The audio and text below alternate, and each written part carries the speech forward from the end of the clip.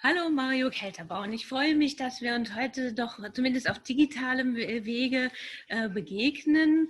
Sie sind bekannt als Sammler, vor allen Dingen der neuen Medien. Sie selber sind, soweit ich es mir anlesen konnte, in der Kommunikationsbranche aktiv. Von daher dürfte doch eigentlich dieses digitale Format der Kommunikation und Konversation für Sie recht vertraut sein in diesen Zeiten. Ja, also erstmal hallo.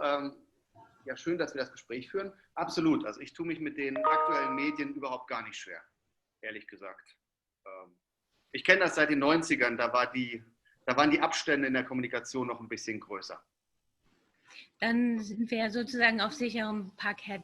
Da darf ich Sie doch gleich fragen, Sie sind da so ein bisschen eingekeilt von zwei großformatigen Werken, die allerdings jetzt nicht den neuen Medien angehören. Was sehen wir denn da im Hintergrund?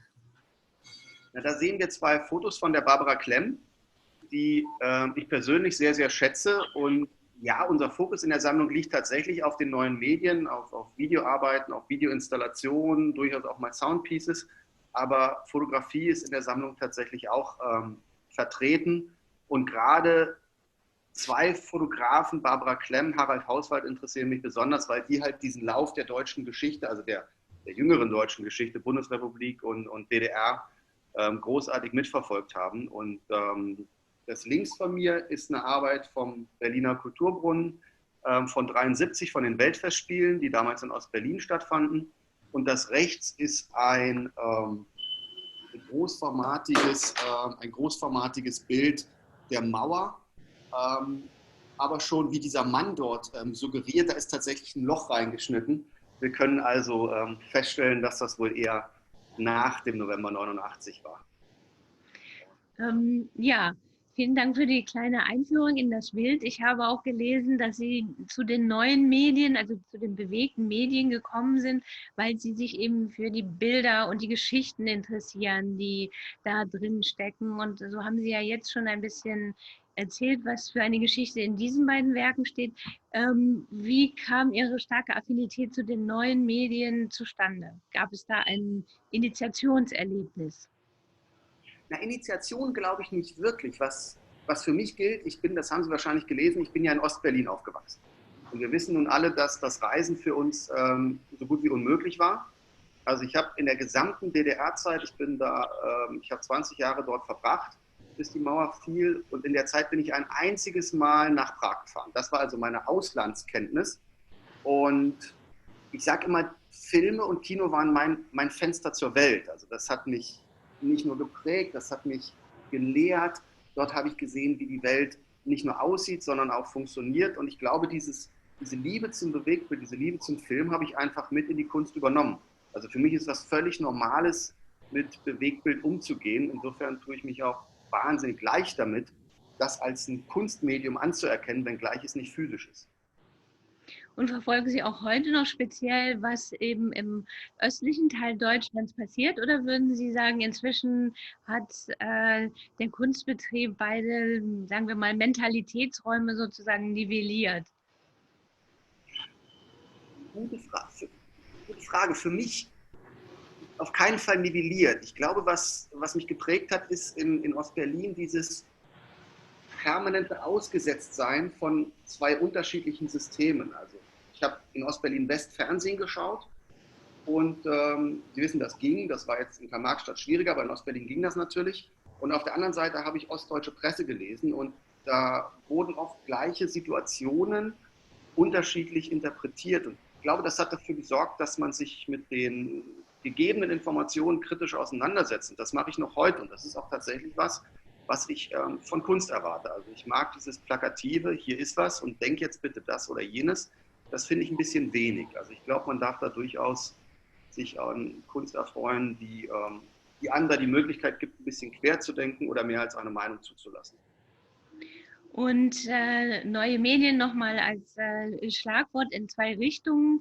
Wie verhält sich das mit den neuen Medien und dem Markt, also mit der Verkaufbarkeit, auch mit den Herausforderungen, die das an einen Sammler stellt, sich speziell mit neuen Medien auseinanderzusetzen. Und auf der anderen Seite, da werden Sie sicherlich auch in Ihrem beruflichen Leben mit zu tun haben, die Frage nach der Nachhaltigkeit. Wie schätzen Sie den ökologischen Fußabdruck für den Umgang mit Kunst mit Stecker sozusagen ein, und wie überhaupt ordnen Sie sich Ihr Verhalten als Sammler in diesen, wie soll man sagen, Nachhaltigkeit oder in diesen Gedanken, eben auch sehr verantwortungsvoll mit Kunst umzugehen?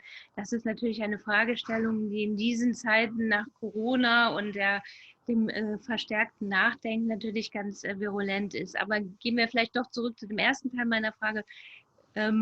Bewegte, zeitbasierte Medien, so nennt man es ja auch, und der Kunstmarkt, wie agiert man da als Sammler? Ein kleiner Blick hinter die Kulissen vielleicht.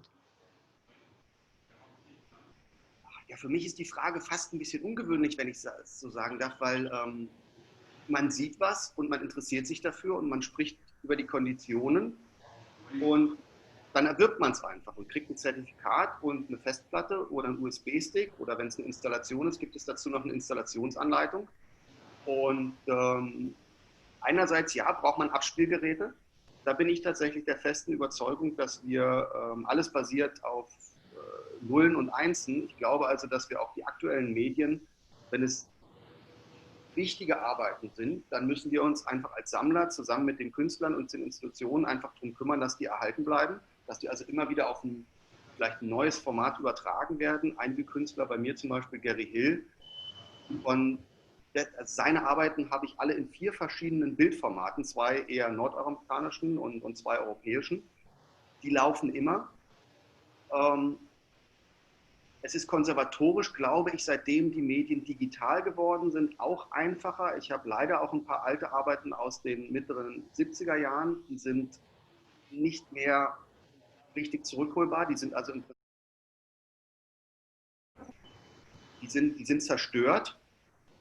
Das halte ich für schwierig. Ich glaube, die digitalen Filme heute, die kann man erhalten. Insofern bin ich da tatsächlich recht entspannt. Das sehe ich als eine große Chance. Wir haben zum Beispiel letztes Jahr auch, das ist auch ein großer Vorteil von digitalen Medien. Wir haben eine Ausstellung in Seoul gemacht und die Vorgabe war, dass wir nichts verschicken. Also wir sollten auch zu den Installationen keinerlei Materialien verschicken. Dafür war kein Geld vorhanden. Alles wurde vor Ort gebaut. Also habe ich einen WeTransfer-Account, so ein professionelles, gebucht für einen Monat und habe für irgendwie, keine Ahnung, 10, 20 Euro 50 Gigabyte Daten rübergeschickt.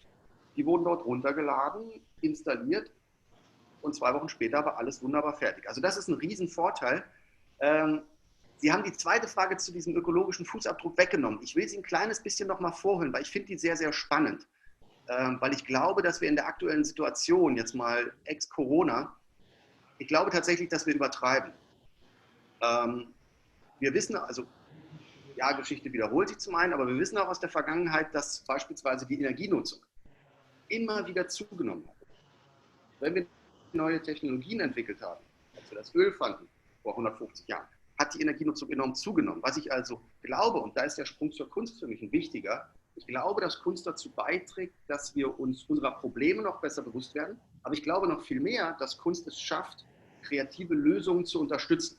Nicht unbedingt zu produzieren, weil wir sind ja mit der Kunst nicht in einem Unternehmen beschäftigt, wo wir sagen, dies ist das Problem, jetzt bitte, liebes Kunstwerk, liefer uns die Lösung. Das ist zu viel. Aber was wir schaffen eine ungeheure Kreativität. Und diese Kreativität ist das, was aus meiner Sicht Probleme löst. Es wird aus meiner Sicht nicht sein, dass die Menschen anfangen, sich zu beschränken. Menschen wollen in den Urlaub fliegen oder in den Urlaub fahren. Das geht auch nicht mit der Bahn. Ich komme mit der Bahn nicht nach New York. Ich werde auch nicht wieder aufs Schiff umsteigen. Also ich muss fliegen. Beamen geht noch nicht. Insofern glaube ich tatsächlich, müssen wir Menschen eher daran arbeiten, kreativ Lösungen zu finden, als permanent zu versuchen, uns zu ändern. So leicht ändern wir uns nicht. Oder jetzt wie aktuell durch Corona, wir sind gezwungen, es zu tun. Aber da hoffen wir ja nun alle, dass das irgendwann auch mal wieder vorbei ist. Dass wir hier quasi die Menschheit gerade auskippen. Ja, vielen Dank für das entschiedene Plädoyer für kreative Lösungen. Ich denke auch, man kann keinen besseren Umgang mit dieser Krise finden, als noch das Positive an ihr zu sehen. Das heißt, auch abschließend nochmal gefragt, auch Sie selber reagieren jetzt auf die Krise, schränken sich ein bisschen ein, reisen womöglich nicht mehr so viel, aber Sie können natürlich noch immer gut nach Gießen fahren von Frankfurt aus, denn da läuft ja aktuell eine kleine Übersichtsshow über Ihre Sammlung und vielleicht sollten Sie uns noch ein bisschen die Geschichte dieser kleinen Ausstellung, oder vielleicht ist sie auch gar nicht so klein, ich habe sie eben leider auch noch nicht sehen können, erzählen. Ja. Ja, sehr gerne. Also wir haben die Corona-Zeit, also wie Sie sagen, also erstens, wir sind auch absolut gar nicht gereist. Also ich glaube, mein weitestes war fast Berlin, weil meine Familie lebt noch in Berlin. Deswegen auch dieser Bezug. Sie sagten vorhin kurz, wie ist mein Bezug Ost-West? Ja, also geografisch wissen wir, gibt es immer noch Osten, Westen, Norden und Süden und das Leben in der ehemaligen DDR ist immer noch eine kleine Spur anders als hier in Frankfurt, wo ich jetzt seit langer Zeit lebe. Aber dadurch, dass meine Familie da lebt, bin ich da häufiger und sehe auch, wie sich dort Dinge verändern. Also ich bin ganz wenig gereist. Ich vermisse das auch in der Tat. Ich vermisse auch dieses Treffen von Gleichgesinnten, diesen Austausch enorm.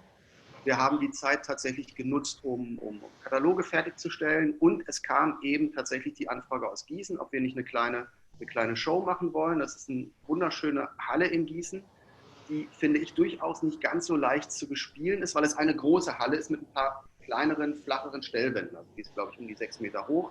Die Stellwände sind nur 3 Meter. Und wir haben eine Show gemacht, die in die Zeit passt. Die haben wir nämlich genannt Turning Points.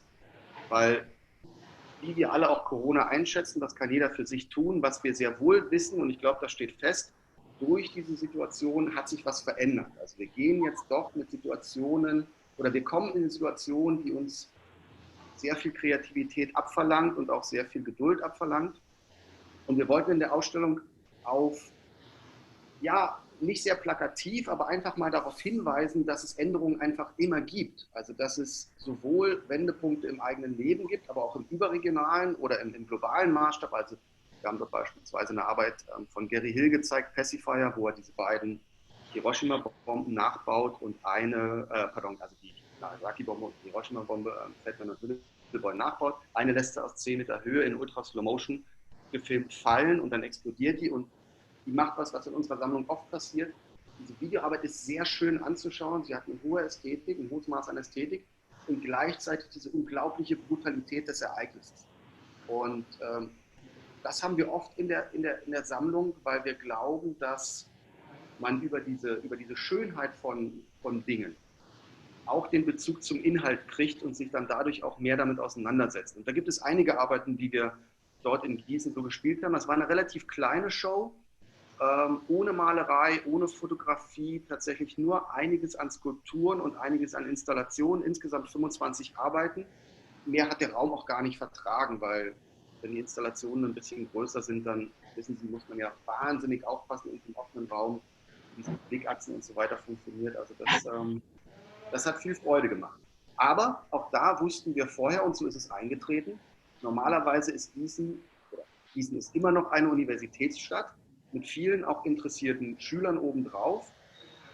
Die Schulklassen durften nicht in die Kunsthalle und die Studenten sind im Moment zu Hause und werden nehmen an den Vorlesungen online teil. Insofern wussten wir vorher, dass es höchstwahrscheinlich wenige Besucher hat, aber ich glaube da tatsächlich dran, dass man gerade in so einer Phase auch wirklich ein Zeichen setzen muss und sagen muss, schaut, das Leben geht weiter, wenn auch auf einem anderen Niveau, aber nicht mehr Kunst zu zeigen, kann ja nur falsch sein. Ja, danke für diesen positiven Ausblick. Dann kann ich Sie an der Stelle nur zu einer weiteren kleineren Reise einladen, nämlich von Frankfurt nach Köln zu kommen im November, wenn dann die Art Cologne beginnt. Und ich bedanke mich an der Stelle für dieses sehr interessante Gespräch und würde sagen, wir bleiben in Kontakt, unabhängig davon, was in der Welt drumherum so geschieht. Vielen Dank, Herr Kelteborn. Danke. Das machen wir auf jeden Fall. Und vielleicht das auch nur, das vielleicht für Sie nur zur Kenntnis, das wissen Sie wahrscheinlich. Ich habe die letzten 1,5 Wochen tatsächlich mit einigen Galerien gesprochen, die gefragt haben, ob ich komme. Und da haben Sie ja gesagt. Ja, also wichtig hin oder wichtig her. Was ich damit nur zeigen will, ist, also die Galerien fragen auch wirklich nach, Ja. weil es natürlich schon darum geht, dass wir uns ja auch austauschen. Ja, es geht ums Verkaufen auf einer solchen Messe. Wir wissen aber auch, das geht deutlich leichter, wenn mehr Leute kommen. Und Die können ja Abstände wahren, die können Maske tragen. Aber ich glaube, so wie ich die Hallen kenne, da ist genügend Platz, als dass wir da ganz wunderbar Kunst anschauen können. Das glaube ich auch. Vielen Dank. Dankeschön. Tschüss. Tschüss.